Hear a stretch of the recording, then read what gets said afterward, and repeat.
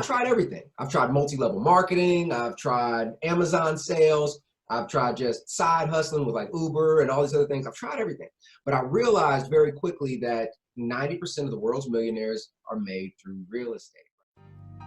You're listening to the We Love Equity Real Estate Show, a podcast that discusses the intricacies of real estate investing with your host, Marcus E. Maloney. Marcus is a real estate investor best known for being the equity king. He's been awarded that moniker because he and his team find amazing real estate deals.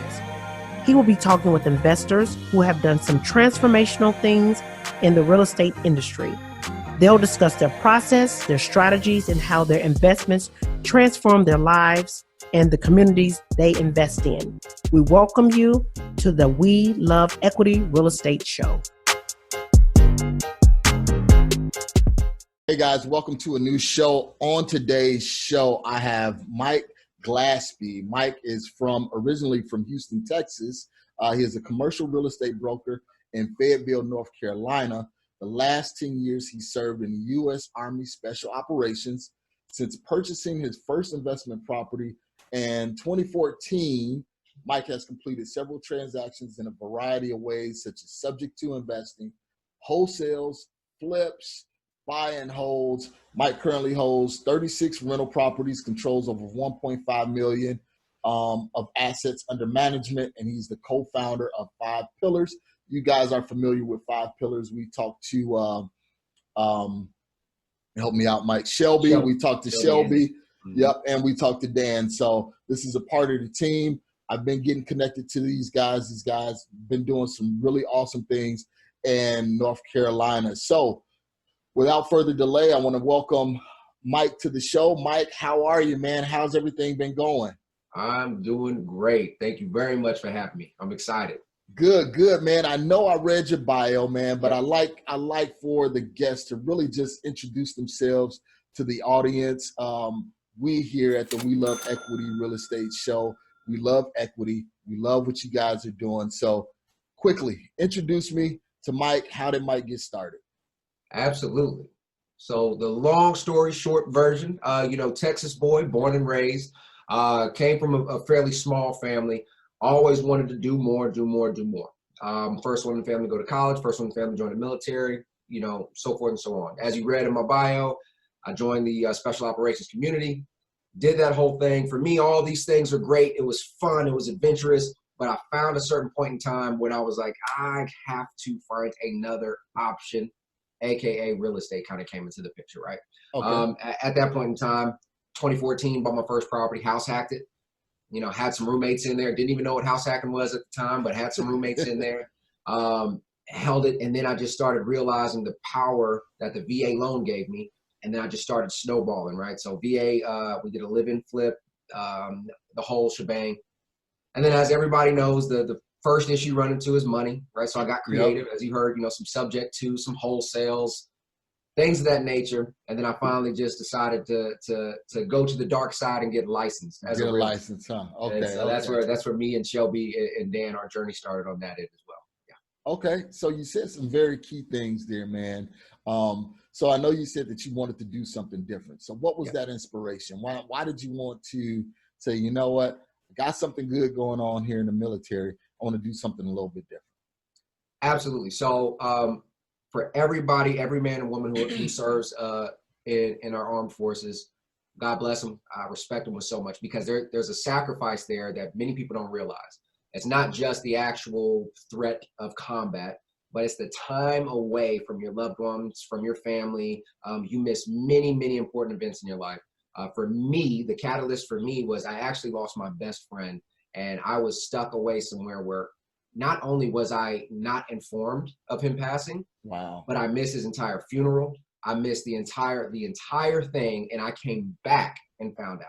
Wow. And so for me, that's when it really kind of that was the gut-wrenching moment where I said, okay, this is fun, this is adventurous, but I'm missing out on key moments like this. I need to find, something else. And I'm not sure if you're aware, but the military, they offer this, I guess it's not really a program, but they say, hey, you work for us for 20 years, and then we'll provide you a pension for the rest of your life. And that's why many people in the military fight, and they say, man, you have to do 20. You've done 10, might as well do another 10, go for that 20. My goal was, hey, if I can replace this so-called pension with anything else, then that's what I was going to do. Exactly. And that was it. Yeah. Okay. All right. So your whole ambition was like, hey, okay, I did my time here in the military. Definitely rewarding, had some ups, had some downs, Right. but there has to be something else. So Absolutely. tell me that something else, that first deal, man. Why real estate? So as I mentioned, I bought my first house in 2014. It was a VA loan. Wasn't a good investment, by the way. It was not a good investment. It was, right off the market. I paid market price for it. But I started house hacking. I had a couple roommates. Okay. And I tried everything. I've tried multi-level marketing. I've tried Amazon sales. I've tried just side hustling with like Uber and all these other things. I've tried everything. But I realized very quickly that 90% of the world's millionaires are made through real estate, right? And the more I read and the more I researched, the more I studied, people kept saying real estate. I was like, I'm already doing this. So the first deal was a house hack. But truly, right after that, I did a subject to. Right. So a subject to, for those who don't know, is essentially the loan stays in the original owner's name. The mortgage stays in the original owner's name, but the property is deeded over to me. And it worked out very well because military town, they had to move, but they just bought it a year ago. They had no equity, so they couldn't sell it. Right. So it worked out. It was a really good situation. I grabbed this property. No kidding. I grabbed this property for $1,800. So $1,800. Yep. So wait, Mike. So because a lot of people always say it's impossible to do some of the things that you just outlined and that you just said. Mm-hmm. First of all, subject to, what even made you think about doing that? Was that just from your research reading or what? Yeah, and kind of research reading for sure. It was, I didn't have the money. That's everybody's, barrier, right? The first obstacle is, I don't have enough money to invest in real estate. I just refused to allow that to be my limitation, right? So I told myself, instead of me saying, I don't, let me say how can I buy it? How can I buy it? So I really started researching on everything with knowing low money, zero money out of pocket, this, that. And I came across the idea of just gaining possession, whether it was through adverse possession or whatever the case is, generating capital through wholesaling, seller finance, owner finance, all these different options. And I just talked to as many people as I could, and I just happened to find that deal at the time. They were in a very, for them, stressful situation. It was a very unique situation, but I was able to now provide that solution for them, right? And so all I did was help solve their issue, and in turn, I was in the right opportunity, the right place, and I was able to take advantage of it. So how did you find those quote unquote distressed sellers? Yep. So we're a big military town, right? So everybody here knows somebody who's about to move or just got here, so forth and so on. So these were actually I was at a get together, like a party, right? Just at a friend's house. And another couple was talking about, hey, we're about to leave. We're about to move. We have to sell our house. The realtor told us that we would have to pay $10,000 just to sell the home. Just because they didn't have any equity, right? They used a VA loan. They bought it a year ago. So I was sitting there listening to him. I was like, well, hey, have you thought about renting it? Oh, well, we don't want to deal with that. So for me, I was like, well, maybe I could rent it, Yeah. Or hey, have you thought about owner finance? Well, we still have a mortgage. I was like, okay. And I just kind of kept playing with it. And I got their contact information, and I just continued to follow up with many different solutions until we finally settled on the subject to, and it kind of just worked out that way. So that's good, man. You kept your eyes and your ears open. You knew what you wanted to do. And that's why I tell people, when you know what you want to do, those opportunities will find you. You don't have to always go out there and dig and kick over rocks and everything like that. Sometimes just by having those antennas up, those deals come to you. So you were looking and you overheard the conversation and you're like, okay, what can I do to solve these people's problem? And in turn, it becomes a solution for me. Opportunity for me. So kind of, what was the numbers on the property? How did you guys structure the subject to? This is your first time doing it. So kind of take us through those emotions, man, because I know it can be kind of frightening.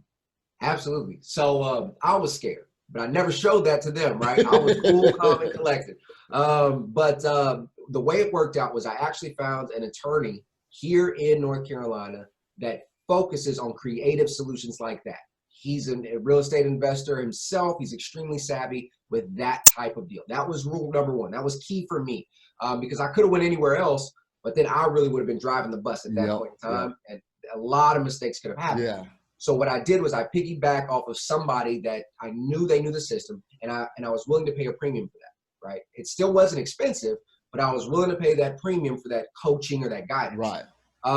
Now, with that being said, I went in, I said, hey guys, one of their concerns was, what happens if you don't pay my mortgage? Mm-hmm. Right? Rightfully so. And the answer to that is, if I did not pay their mortgage, they would still foreclose. I would lose the property and their credit would be messed up. Yeah. So I had to find a way to kind of structure it or package it to where it was still beneficial and safe for them. So the way we did it was, I covered all closing costs with the attorney. They didn't have to pay anything, which was only $1,800 for both sides of the deal. Not bad, to include the land trust and everything else, which I'll get into shortly.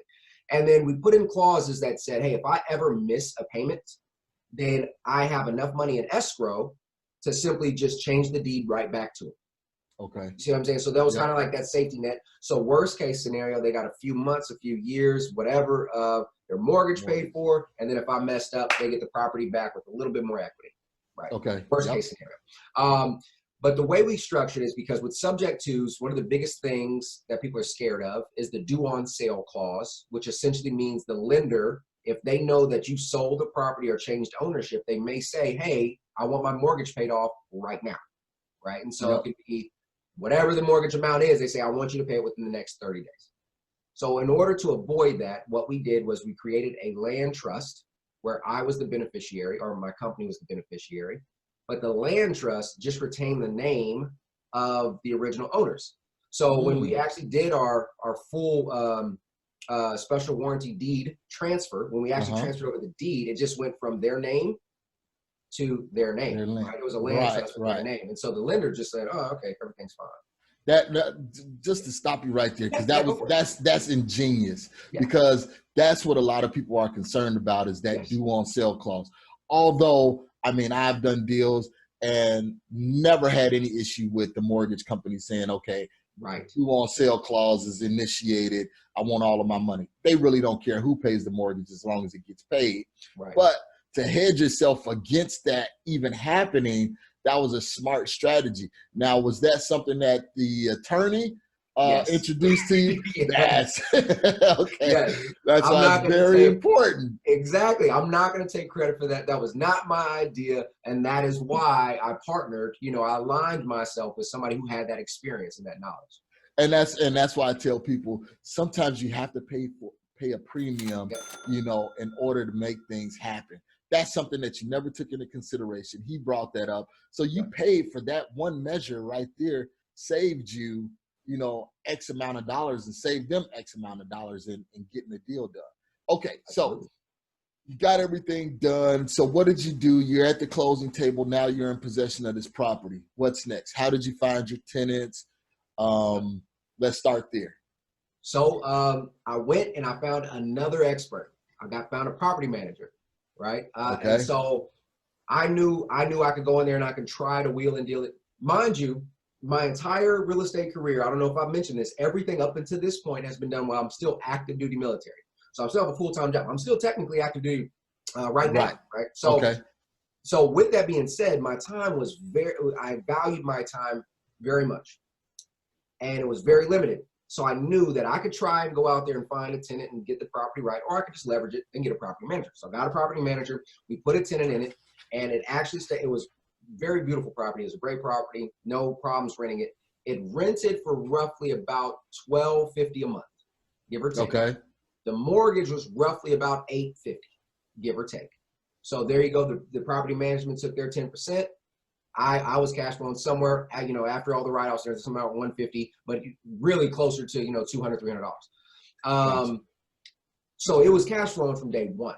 There was a tenant in there in like a week or two.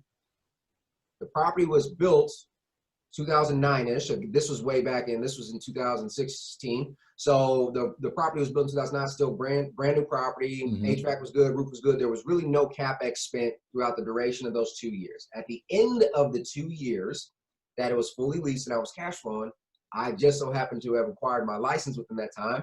So I sold that property. Sold it. Okay. I sold it. And now there was actually equity built into it at this point, because the mortgage has been able to be paid down. but the market actually did appreciate just a little bit. So it gave me enough spread that I was actually able to retain somewhere around $18,000 at the end of the sale. Wow. So Wow. $1,800 in the beginning.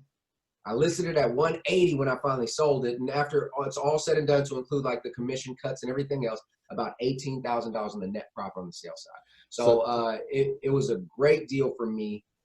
Rare, but it was a great deal, and it just sparked the fire to continue to go out there. I've done multiple subject twos now, and I love that creative approach to real estate. So you took that $1,800, and not only did you make the $18,000, but you built the team. Now you have an attorney that you can lean upon. Yes. Now you have a property manager that you can lean upon. Also, that family that you helped out. Somebody ever comes to them, they can refer to you. You close the deal, you got your license. So that one transaction, that $1,800 that you put up, look how much more you gained from it. So, and I'm not sure if I missed it, Mike, but how did you find the property management company? So I went around and I interviewed 4 or 5 different property management companies. Okay. Funny enough, this one that I stuck with was actually a referral. Somebody just said, hey, this is a great company, you should interview them. And so it just worked out that way. But at the time, I personally was concerned with a few things. One, how responsive would they be? And then how much, I guess insight might be the right word, but how much insight can I have on the property and what's going on? And what many people will see when you're interviewing property management companies, some of them are a little bit old school. You know, they do everything by paper and they have everything in files and folders. Yep. And then some have online portals or something where you can go on and say, all right, well, let me, download the lease, or let me see the work invoices. Let me see what the owner statement. And that's what I really enjoyed about this company. Now, since then, I've interviewed many more and I found other ones to partner with. But at the moment, that was most important to me for that property. Okay. So are you still working with that property management company? Actually, I'm not. I'm not. Okay. Yeah, I moved on to another property management company that checks so many more boxes for my type of strategy and for my clients as well. Okay.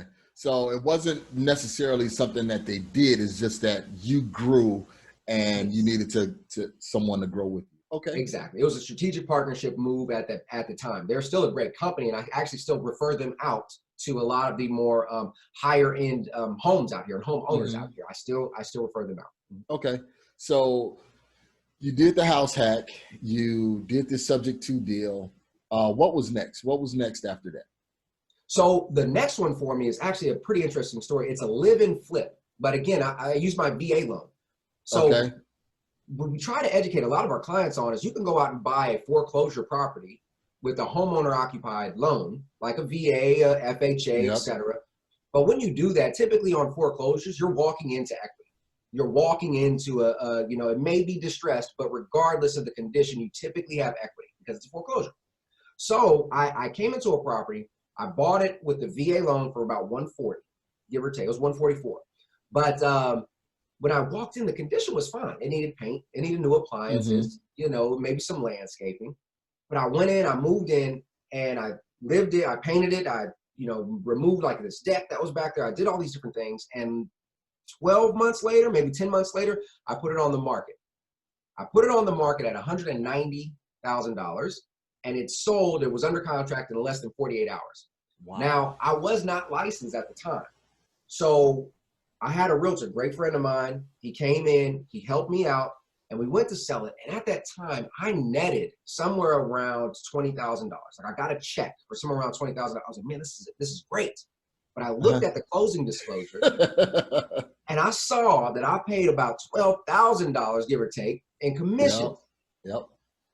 That was it. I was like, I'm getting licensed. I'm getting licensed. I don't know what I'm doing. If I plan on doing this for the rest of my life, I don't care if I'm going to help out a client or if I'm just doing it for myself. The return on the investment is obviously there. Just get the license. Absolutely. And that's what I tell people.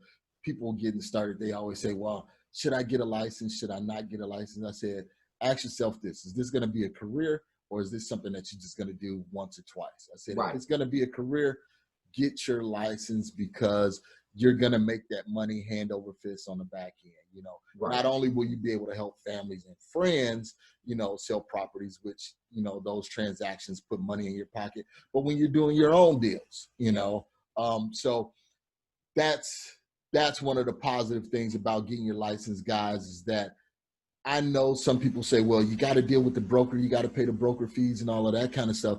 But at the end of the day, you're paying that broker anyway when you pay that commission to that realtor, because part of that commission is going to that broker. So why not keep the majority of it versus, you know, giving it away? So good job, man, for getting your license. Smart thinking, you know, save that money. So now you have 36 doors.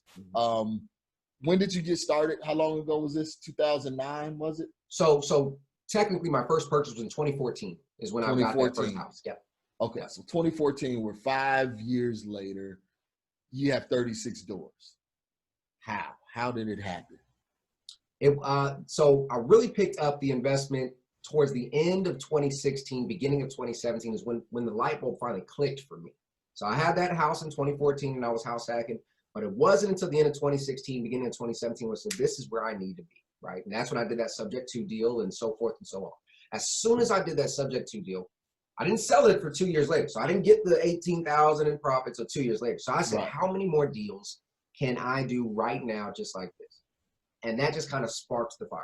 I did a few wholesales. Some of them were good. Some of them were bad. I lost some money. All this back and forth, trying to find ways to create some money. And I finally decided that the whole point of this, as I mentioned earlier, is to replace that pension, right? So in order for me to do that, I need buy and hold. I need residual passive income. That's what I need. So I focused more and more on buying properties. We went through, and I mean, there's some great lenders out here that we've used that allow for like 15% down payments, you know. I don't want to say it out loud, but basically like a ninja loan. You're just like, I got it. Like, I'm good. You can like write it off. So, I mean, there's some great lenders out here that allowed me to grab like 4 or 5 properties real quick. You know, just save my money, make some more money, do this, and then buy a couple really cheap properties. I'm talking 60,000, 70,000 with 15% down, 20% down, so forth and so on. But it wasn't until I started to partner. So you've already talked with Shelby, you talked with Dan. It wasn't until I started to partner with like-minded individuals with the same type of, you know, drive, ambitions, goals that we exploded. Out of my portfolio, 27 of them were acquired in the past year. So, I mean, it was slow start. I was out there, you know, grinding 1 step here, 3 here, 4 here, and then boom, it just exploded. So it was just through partnership and leverage is where it kind of, you know, started to grow. So let's kind of talk about that, because a lot of people, when they get started, they think, you know, hey, I can, you know, make $500,000 in my first year. You know, it's a slow process. Although you can make money on the front end, just like you said, you know, with the 1,800 converted into 18,000 and your house hack and everything like that. But over the time, like I said before, you're building that team. You found Shelby. You guys started working together. So those 35 doors. And one other thing, remind me to come back to, was the wholesaling that you talked about. The main thing was you stayed focused and you knew what your end goal, why you were doing it. You said, hey, I need to replace this pension. I need passive income. I can always go out here and do transactions, but that's not going towards your end goal. So kudos for you, man, for keeping that in mind and being focused on that. So we'll come back to the 35 doors. Let's kind of dig into these wholesale deals, because you said something that was key. You said, I made some money and I lost some money on some. What happened? Tell me about that loser. So the loss was painful. So what I did was, you know, I read the books, went to the little 3-day seminars that most people do. I watched the blogs. Wholesaling to me seemed real easy, real quick money. The problem was I really didn't understand the market. I didn't really understand how to value a property. And I didn't really understand the process of repairs, right? So coming from the buyer's mind. So I went in, I read a lot, and I was like, no, this makes sense. I can do the formula. You know, the whole max allowable offer is whatever, 70% of the ARV minus repairs, minus your, you know, all that good stuff. So I'll sit there, I can do this. It's easy. It's math. It's numbers. I go in and I finally secure a deal. My first deal. I'm feeling good. I got it under contract, and I give it to every buyer that I know ever in existence. I go to all the meetups, and I'm handing out these flyers, and I'm saying, this is it. This is the one, guys. I got turned down by everybody, and everybody told me I had it under contract for $20,000 more than what any of them would have paid for it. So, but to kind of backtrack, the way I secured it, it was I put a lot of money down with the seller so I can lock up that property. Oh, wow. Non-refundable deposits. So how much did you put down? For that one, it was like $1,500. But for me, that's like, still a lot for it's a wholesale. Yeah. For a wholesale. People are doing it for $1. People are out here doing it, for $10, $100. I put $1,500 down because I was so excited to get this deal. And it ran, I lost the $1,500. Her brother, the seller's brother, was living in the property. The brother completely moved out, had nowhere to go. So I felt so bad. I lost my $1,500, but I essentially forced the brother out, put him in a homeless situation. The seller still had the property that she couldn't afford. It was just so bad. I lost credibility. I lost money. It was not good. It was not good. And that's some of the bad parts about wholesaling that I tell people. One, you put $1,500 down, and not only that, you put it down as non-refundable. So you had no way to back out of the deal at all. So guys, when you're doing wholesale deals, don't do what Mike did. Don't put $1,500 down, non-refundable. Try and do something respectful, but at the same time, make sure you have, that inspection period so you can back out. Yes. I understand what you're talking about when you talk about, you put the seller's brother in a precarious position because he moved out. Long story short, I just had a deal that we did. It was a wholesale deal, and we were going back and forth. We got the property under contract, decent price under contract, but the buyer was using a hard money lender. Came back, the appraisal, it didn't appraise out. So thankfully, we had enough spread in there to where we can decrease the sale price to them, so they were still able to do the deal. But in the meantime, I'm going back to the seller asking for extensions. I need an extension. Right. I need an extension. So we were supposed to close in 2 weeks. It ended up being like 2.5 months. He moved out. Him and his family moved out. So it was a bad situation.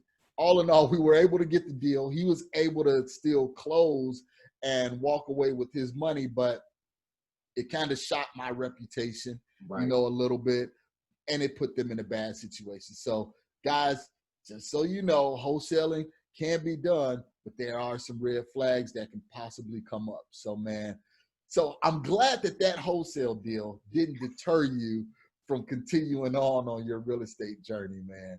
So that's definitely a plus. So Mike, let's go into these 35 or 36 properties that you own now. Because the power of your network, you met Shelby, you guys closed 27 deals in the last year, 27 doors in the last year. How did that happen? How did that transpire? I know you're a realtor. Were they on the MLS? Were they listed properties, off-market properties? How did you guys find them? Every single one of them were off-market. We've attempted to put in offers on market, but our success has been off-market. So the way it worked was, ever since I've been here in the area, there's a small 5-unit property that I always drive by, and I always told myself, I want to own that. I want to own that. I want to own that. So now that I have the network and I have the ability to move on a property like that, I started to cold call the owner. Mm-hmm. Long debates back and forth for about 4 months. There were multiple offers, multiple people, and I said, I was finally secured, and I said, hey, I want to buy this from you. Once we showed that we were serious and we came forth, after about 4 months, we put that property under contract. Little did I know that she actually owned so much more. So because she was so happy in that transaction, she opened up the portfolio for us. So we found another 8 units through her. And then at the same time, I was representing one of my clients. Since I'm the commercial broker, I deal primarily with large multifamily or small multifamily, depending on where you're at. But it was a 13 unit that I was representing for my client. And I was talking to the owner.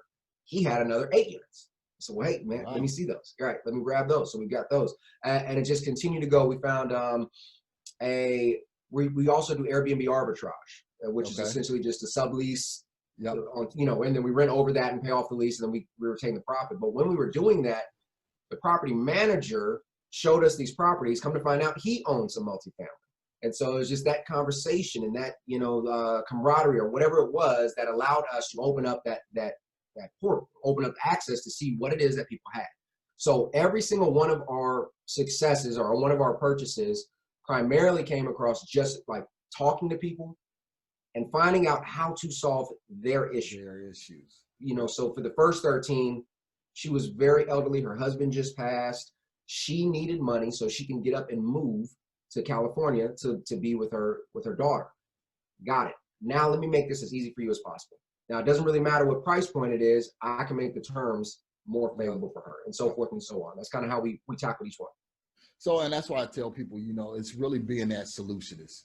Right. It's finding that problem and saying, okay, how can I help this person in this situation? She was elderly. Her husband passed away. She don't want to manage, all of those units. She don't even want to deal with a property manager. Right now, she's grieving. The only thing she want to do is get out to California, with her daughter. So you step in and you say, okay, I can make this favorable for you. This is how we can do it. And this is how you guys got it done. So I tell people, and guys, listen, it's the power of networking. You can't just sit behind your desk, analyze properties. You have to get out. You have to speak with people, talk with people, and make things happen. So, Mike, how did you guys finance those properties? Where did you find the money? Well, we are resourceful. So we didn't have the money sitting in the bank account. Okay. What we did was, again, one of the lenders that we use a lot down here provides a line of credit.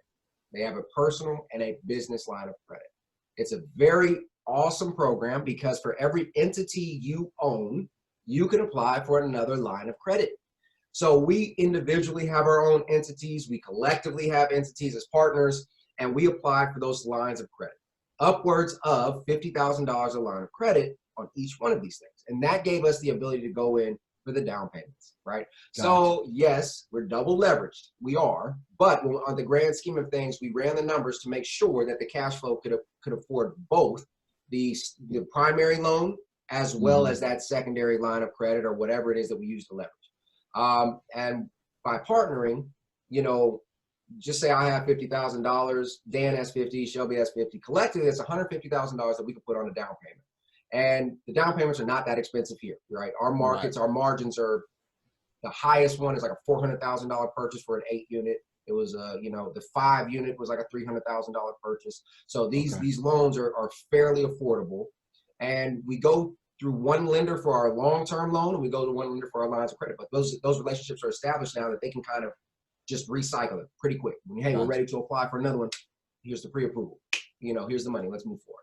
And the good thing about lines of credit is you're not refinancing your house. So you don't have, all of those closing costs and fees and everything like that, versus if you say, okay, well, I need the money. I'm going to refinance this property to pull equity out and then use it for this property over here. Then you have closing costs on that transaction plus closing costs on your other transaction, so that's very smart, using that line of credit, man, to really secure those deals. So Mike, real quick, we're going to take a quick break, hear a word from our sponsors, and then we'll come back and we'll talk more about these 35 doors. Okay. PropStream is the industry's #1 tool for locating distressed properties and connecting with highly motivated sellers. With 100% coverage across the U.S., PropStream provides a deep dive into any property's specific details, making it easy to generate lists of distressed properties and contact to the owners. No other product or service can compare. Gain access to MLS property details like expired listings. You can pull accurate comps, even sale prices in non-disclosure states. This information is typically reserved for licensed real estate professionals, but it is also available to you in PropStream. Gain access to unlimited nationwide property search, comparable home sales, targeted marketing lists, and owner contact lookup, built-in marketing tools, hundreds of filters to search and sort leads. Start your free 7-day trial now by going to proud.propstreampro.com/WeLoveEquity. All right. So we're back. Mike, we have Mike here with us on the We Love Equity podcast, and we're talking about some creative things. Mike's been talking about subject to, he's been talking about wholesaling, he's talked about house hacking, he's talked about passive income and multifamilies. So right now, if you missed anything, you better go back and you better listen from the beginning, because Mike has definitely dropped some gems. So Mike, going back to the 35 units, how are you guys managing those? Are you, because you're a realtor, do you guys have your own property management arm to your brokerage, or do you outsource that? We outsourced it.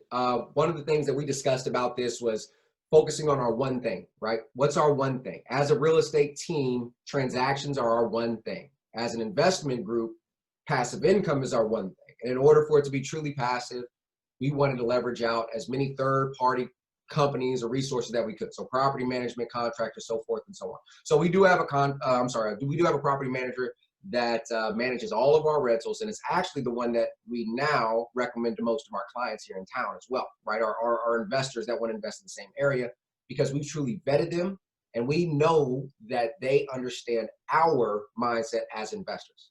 You know, return on investment, and they look at it very from the right point of view. Okay. So when you guys bought those properties, were they already leased up? Did you have to go in and do any repairs? Let's start with the lease up. Were they already leased up? For the most part, yes. Most of them were occupied. We bought them with maybe, just depending on the portfolio that we bought at the time, some of them may have had about 10% vacancy or something like that. Okay. Really wasn't all that bad. But for the most part, we bought them with tenants. Now, when we bought them, every single one we bought, because they were mom and pop owned, they were being rented under market value, right? Yep. So we knew that, but they were cash flowing at the time of purchase to cover our primary and our leverage down payment. So we were good to go with the expectation of the cash flow to increase here very shortly, within 12 to 18 months. Yeah. So you had a baked in hedge, honestly, because Yes. you can always go in and reposition those properties and get a higher Exactly. cash flow, a higher rental on it. Okay. So did you guys have to do any major repairs or anything like that? Nothing major. I mean, there was a water heater that was leaking on the top floor of one of the 8 units, right? And so now we had to do a little drywall replace, but nothing crazy. Their roofs weren't falling in, Okay. Holes weren't in the subfloor. So overall, it was fairly standard repairs. Okay, gotcha. So now during this time of your investing, even with the wholesaling, did you ever have a time when you said, you know what, this is just not for me? This one deal kind of just crushed me. I don't think I need to do real estate anymore. I did, but it was it was a whole month for me. So on the real estate transaction side, I had lined up somewhere around, it was like 7 or 8 deals that were supposed to close in October, right? And as you're aware, you'll get a few deals here this month. They were all set to close in October. We all know that some deals fall through. This particular month, every deal fell through. Oh, ouch. Every deal. It was My going to be heart somewhere around a net of about $15,000 in commissions that were just gone. And they didn't get pushed. They completely fell through. At that point in time, I had a real serious heart, heart to heart with myself. Like, is this what you want, Mike? Is this what you wanted? Yeah. Not so much in the investment side of it. But one thing I have noticed is just, everything is a journey. Everything is a journey. You're always going to have your ebbs and flows. You're always going to have your ups and downs. But the only people that reach success are those who are persistent. That's it. They just keep knocking at the door. You know what I mean? Before it finally just opens. So for me, it's like, all right, Mike, I got a goal. I have a goal now. And I always kind of do like the end state and then backwards plan. So I know where my end state is. I'm just going to keep grinding until I get to that end state, and then we're good to go. Okay. So without going too deep, man, what's that goal? Where are you trying to get to? So for me, it's it's that replacing that pension, but it's creating that lifestyle. So it's a certain number in passive income that I'm looking for. Gotcha. Once I reach that number, now I'm ready for the next journey, right? And obviously, people like us, we're never going to stop working. We're always going to find something, right? So, but I won't necessarily have to work in the transaction space. I won't necessarily have to do whatever it is to get money. I can go out now and explore other options and just see what that next chapter is. Okay, perfect. So Are you guys looking, or are you, I'm assuming you're looking to find your next deal always. Are you looking to go bigger? I know you guys have the 36 doors. Are you looking to get into additional multifamilies, 100 doors, 200 doors? Are you looking at just in North Carolina? Are you looking at out of state? Kind of, what are you doing? Are you looking at syndications, going into syndications? What's next for you, Mike? So a little bit of all of that, to be honest. So yeah, we are trying to scale. We are trying to scale. We want to go, the 100, 200 unit complexes. And we know that in order for us to accomplish that, we will have to syndicate. We will have to partner with some bigger players. Got it. So all of that is in the works. In the meantime, what we're looking for in the present is more arbitrages, more of these subleases where we can come in with very little capital, but truly increase our income. Our revenue that way. And with that money, now we can go out and find that big deal. So 2020 for us is more so about finding those opportunities to sublease, to just really increase that income as the partnership and as a company, and go from there. So for 2021, we can now expand into the extremely large multifamily space that we're talking about. The biggest thing for us, we're willing to go anywhere. We have to feel comfortable with the market, but we have to have the team. The team has to be there. I'm not just going to go to, just for example, Jacksonville, Florida, just because it's a good market. We need the team, So that's kind of like our one hurdle. Most of my time now, when I find these markets I like, I'm spending my time interviewing the team, right? Who the potential boots on the ground will be, who will be the potential property manager, so forth and so on. Okay, gotcha. So, Mike, we're going to roll into our hot seat question round. This round, I want you to answer these questions as quick as possible. I may interject, I may elaborate, but I just want you to roll with it, okay? Okay. All right. So, starting over, what would you do differently? Everything. I think I would ask more questions. But I'm happy where it's at. Fail forward. I'm happy where I'm at. Yep. Okay, gotcha. Okay, what is the greatest commodity outside of capital? Ooh, relationships. Relationships, that team. There you go. Okay, what is one thing you can do to be more productive? Time block. Put it all on the calendar. Time block. Okay. Crucial. All right, and then what drives your ambition? Oh man, honestly, my family. Okay. I want to set that bar high. I just want to show them everything, is possible, That's good. Okay. And what do you believe is your greatest challenge, internal or external? Oh, it's internal all day, just me. I am the challenge. I'm the roadblock a lot of times here right between the ears. That's the biggest challenge. Yep. Okay. And then what's the latest business book you've read? The One Thing by Gary Keller. Okay.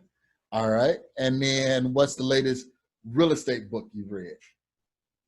Brian, I don't know if you ever heard of Brian Hennessy. He's an author for a lot of commercial real estate books, but basically his series, I can't remember the name. It was something like Residential to Commercial or something, but it was a Brian Hennessy book. Yeah. Okay. All right. And then how did you make that transition going from residential to commercial? Because you're a commercial broker. Yeah. So I focus on commercial now. So I actually have my undergraduate in business, and I'm currently studying for my MBA at Chapel Hill for business, right? Okay. I enjoy business. I truly do. Everything from the operations side to the financial side, to the negotiation, to the legal.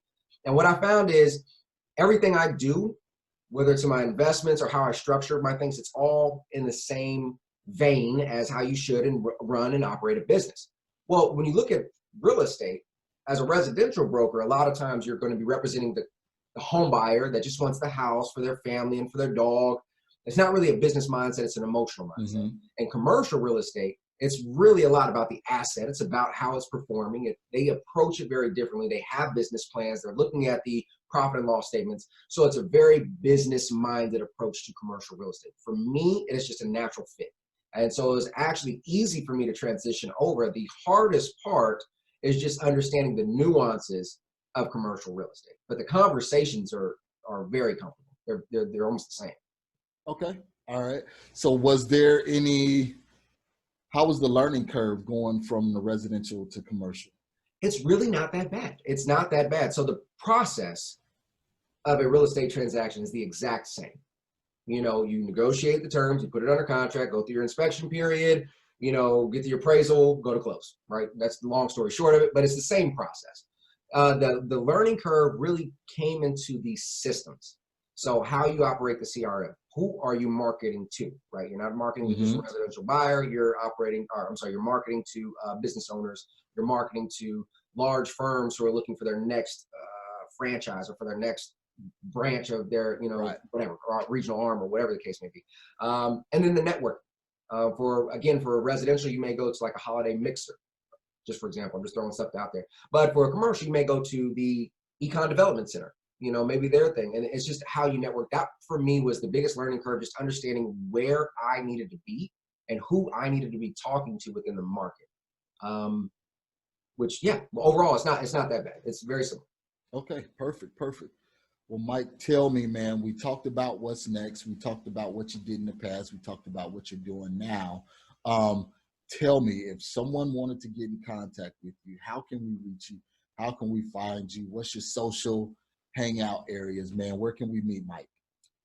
You can find me everywhere. Bigger Pockets. I'm on Bigger Pockets a lot. My Instagram, just at @michael.s.glaspie.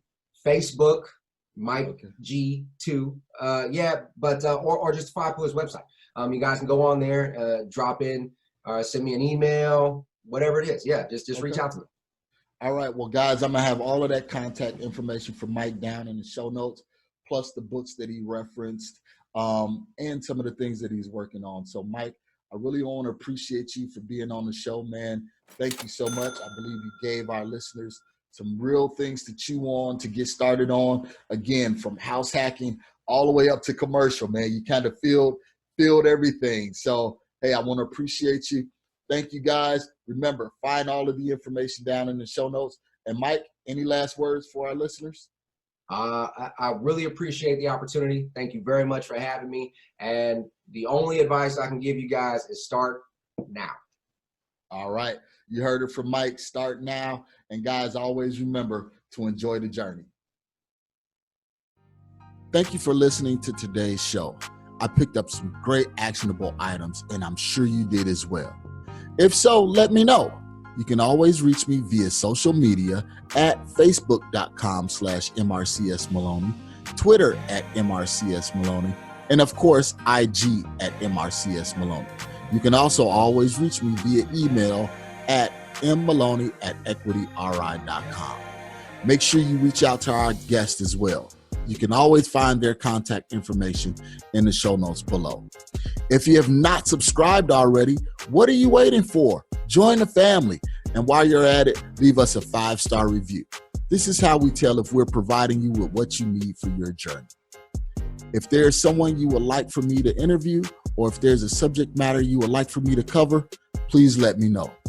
Finally, if you're looking for additional information about real estate investing, go to equityrealestateblog.com.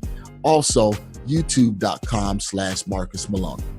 Until next time, family, always enjoy the journey.